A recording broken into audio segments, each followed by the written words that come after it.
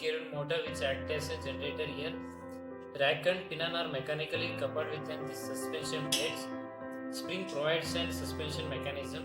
Whenever the force is applied on the surface plate, the motor rotates in clockwise direction and provides DC energy. Whenever the force is released, the motor rotates in counterclockwise direction and generates DC energy in reverse polarity. LED are used to prove the power generation. Diode is an unidirectional diode which allows the current in one direction from motor to battery. Here we are using lead acid battery which is more reliable and less cost. Often 7.2 Ah. Battery is connected to an inverter circuit which converts DC to AC and step up the voltage 12 volts to 230 volts AC.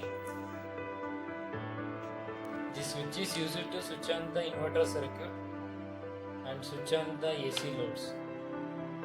Here AC loads can be used up to 30 watts.